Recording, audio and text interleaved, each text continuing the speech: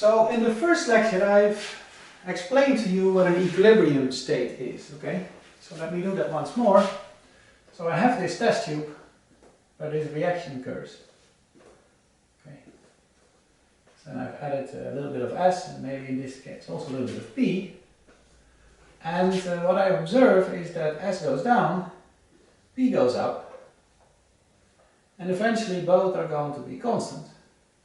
And in this final state,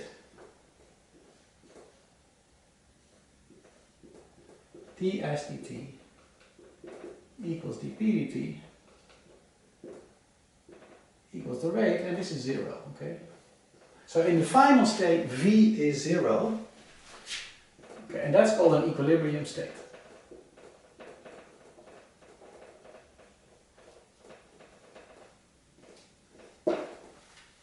Let's now consider another example.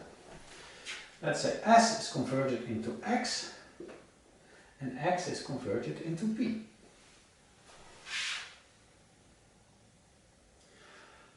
If there is a final state, now, where S, X and P are constant, right, then that state needs to be an equilibrium state.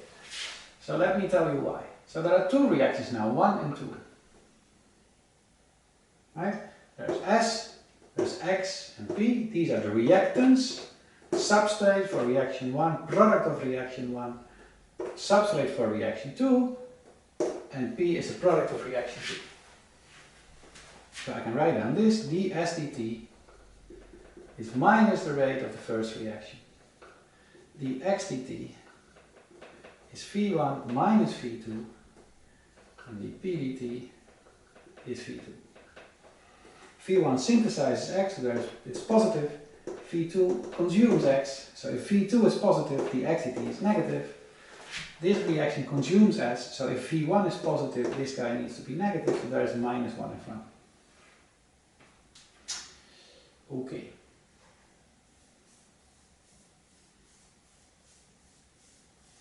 Now, the kinetics will be minus K1 plus times X, K1 minus times X,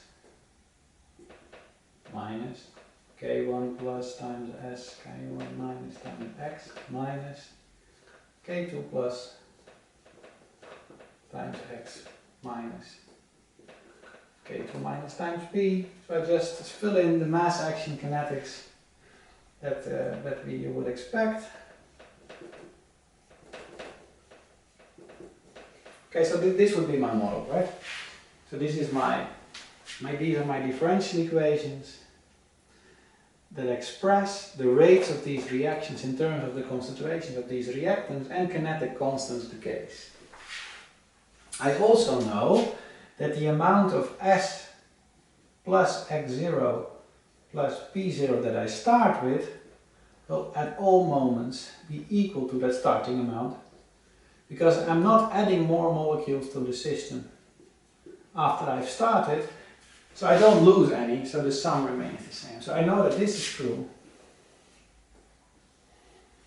and I know that the rates of change in all these concentrations are given by this. Okay, so I can figure out now what the concentrations of X, S, X and P are as function of time. Okay, but what I would like to understand is that if there is a final steady state where S and P are constant, so if there is a final state with constant S, X and P, such that ds dt equals dx dt equals p dt, they're all constant, okay? If that state exists, okay? Then what do I know? Well, if the ds dt is 0, right? Then I must conclude that V1 is 0. If the x dt is 0, and V1 was already 0, then V2 has to be 0. And if dp dt is 0, right, then V2 has to be equal to 0. Okay, so in this particular case, you also see if there is a final steady state with constant concentrations of X and P, such that this holds that all the rates of the reactions needs to be zero. Okay, so then the final state is an equilibrium state. Then equilibrium state. Because V1 equals V2 equals 0. The rates of all the reactions are 0, and that defines an equilibrium state. Now, I can show you a simple trick. So let me draw you a very complicated network for you, and then figure out what's going on.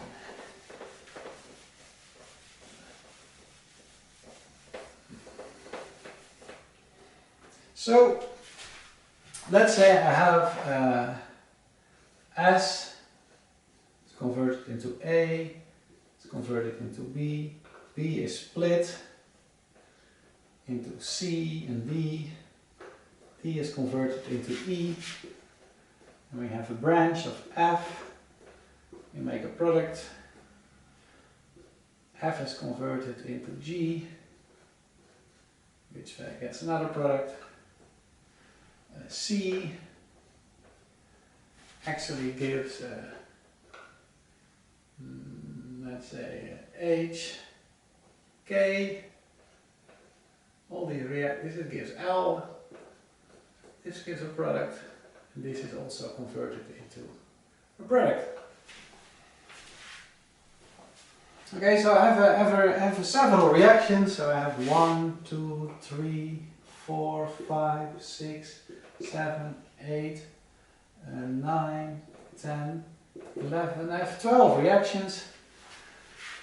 Reaction 9 has two products, so C goes to K plus H, and here I also have a reaction with two products.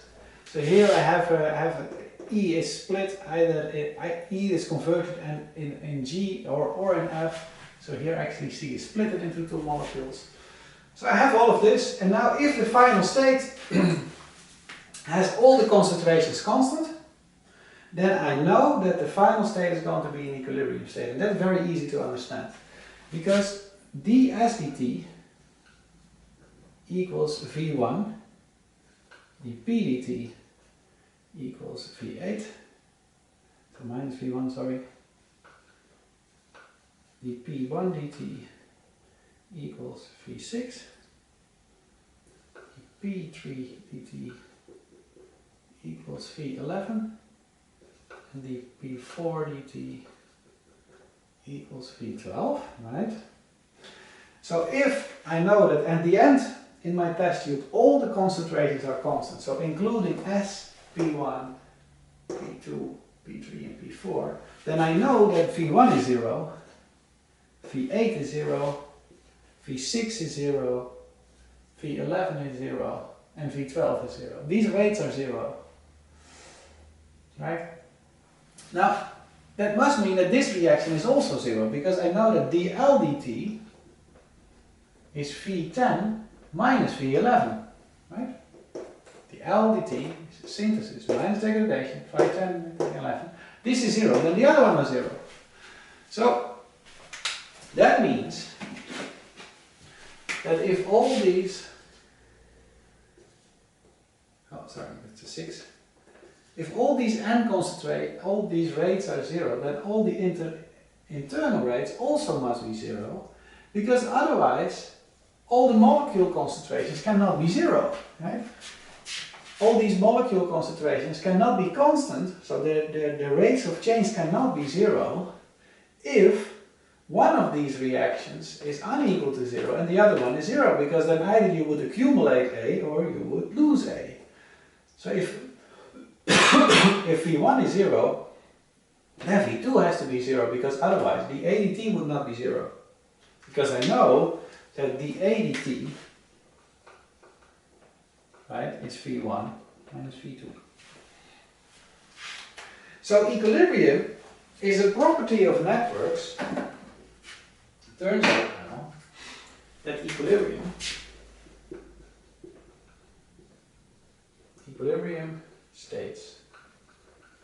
with all reaction rates equal to 0 occur regardless of the complexity of the network. So for any network that you draw, an equilibrium state exists as long as these reactions in it are reversible, but in general all reactions are reversible. Right? So equilibrium states with all reactions equal to 0 occur regardless of the complexity of the network. Any reaction that you draw with reversible kinetics will have an equilibrium state. Now the situation changes when I would keep concentrations constant. Okay, so these underline mean constant concentration.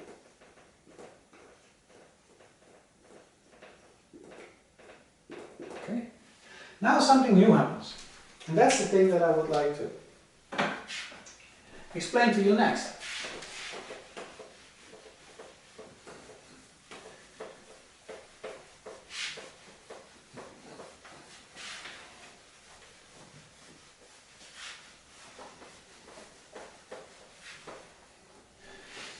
So, consequences of keeping starting or end reactants fixed in concentration. Okay? So previously all the examples that I discussed had concentrations of reactants that all of them could vary. But let's now consider this scenario, where S and P are fixed. Two reactions. So I only have a differential equation for the concentration of X. It's going to be V1 minus V2. And V1 is going to be K1 plus times S, K1 times X, where V2 is going to be K2 plus times X, K2 minus times P. The only variable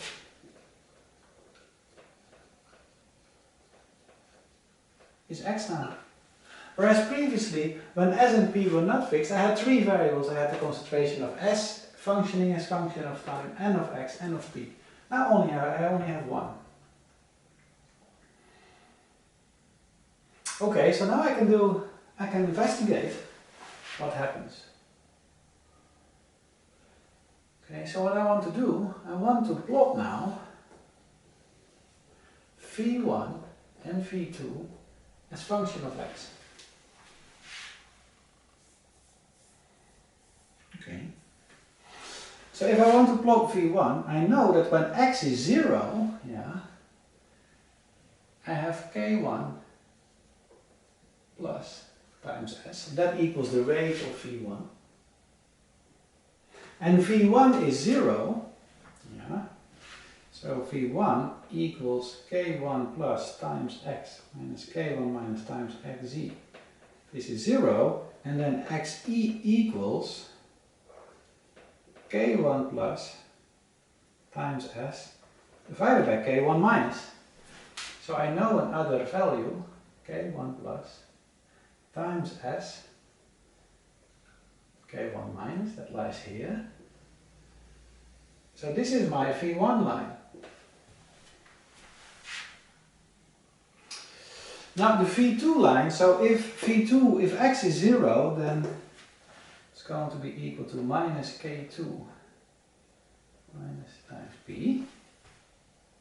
And when is V2 equal to 0? Well, when V2 is equal to 0 with K2 plus times X, K2 minus times P, this is 0, and then XE is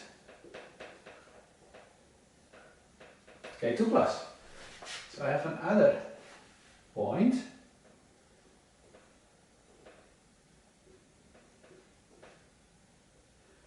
K2 plus lies there. And the line goes like this.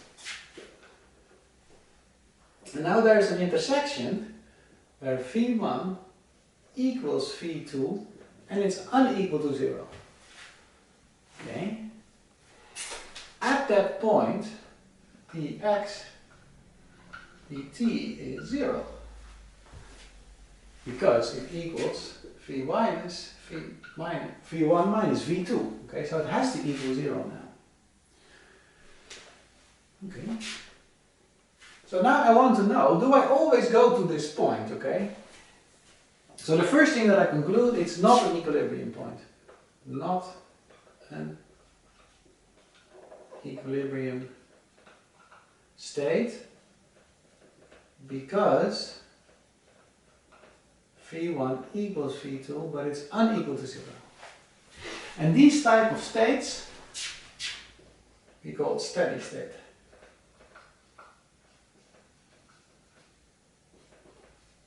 Okay. Now I want to know, do I always go to that state? So for every starting value of x, do I go to this state? Well, let me check.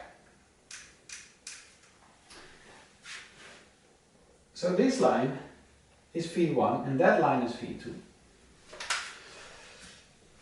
So left of the steady state point, V1 is greater than V2, and on the right of the steady state point, V2 is greater than V1. So if V1 is greater than V2, then the x dt is positive, and if V2 exceeds V1, then the x dt is negative. So when I start at a certain concentration of x below the steady state point, right, below this point, the x dt is positive, so I will move there. And if I start at a starting concentration of x above that point, the x dt is negative, so I go down. Yeah? So this is a steady state point with x concentration equal to xs.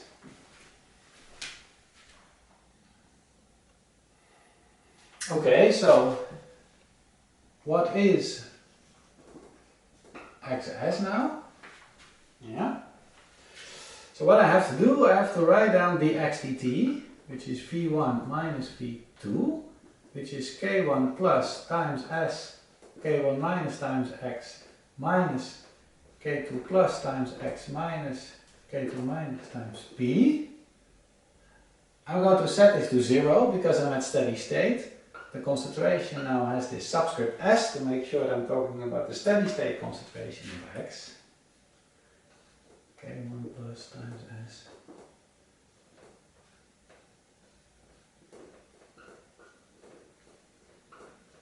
Okay? So it's K1 plus times s minus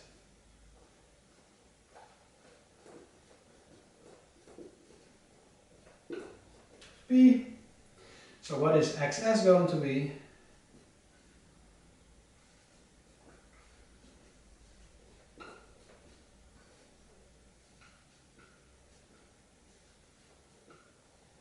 It's going to be equal to this equation. Okay?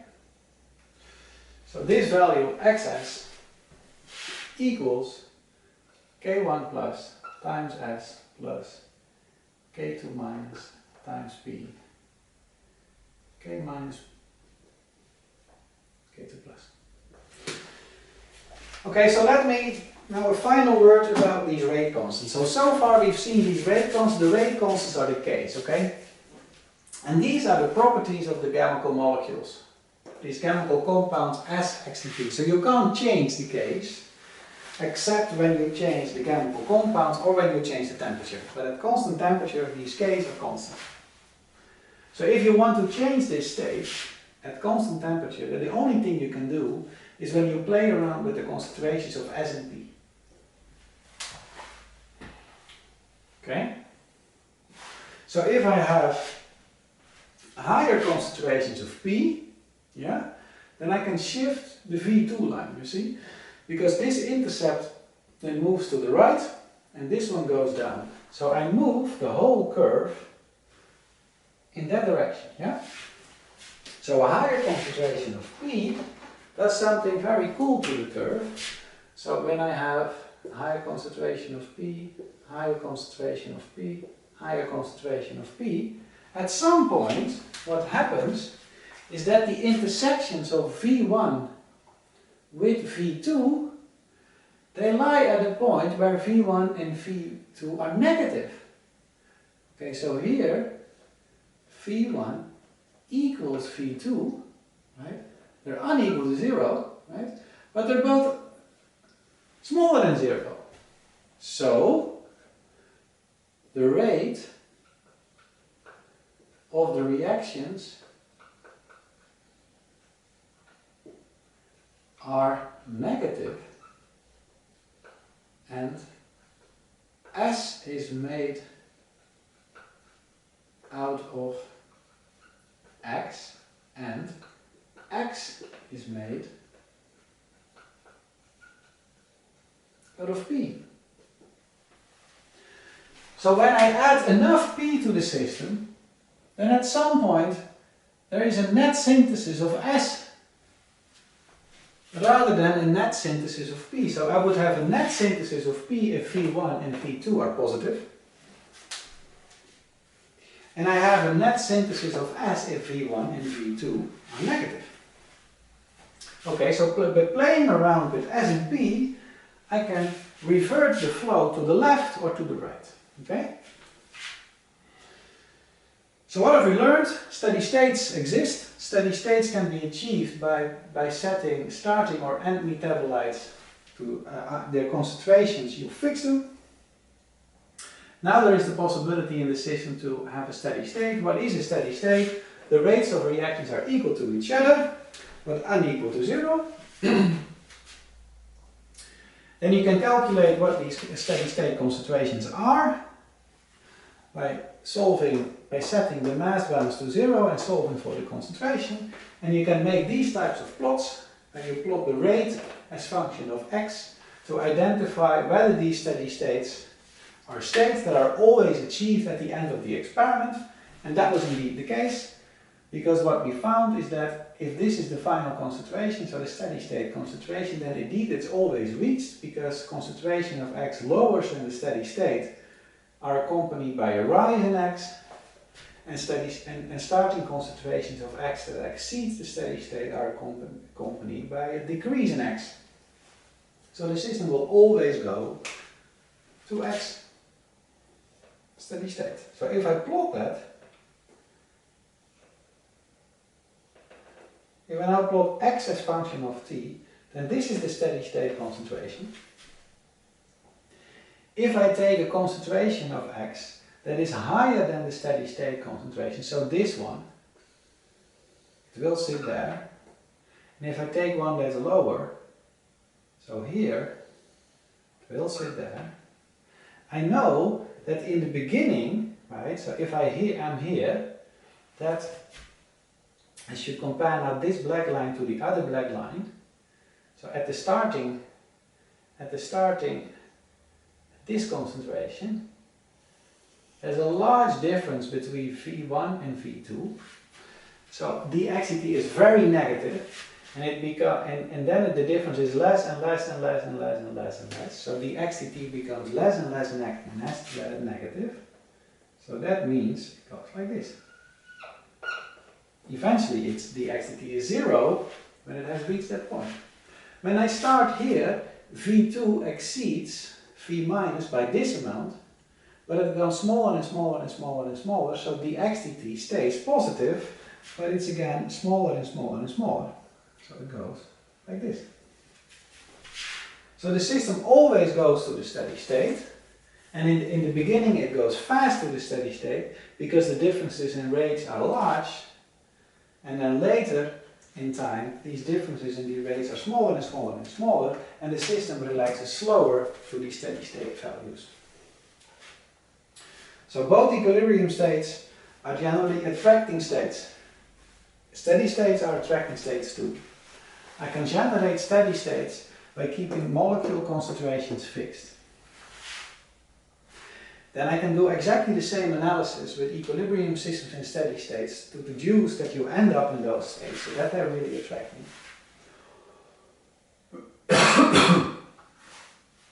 And that's all that you need to know for now, so for the first week.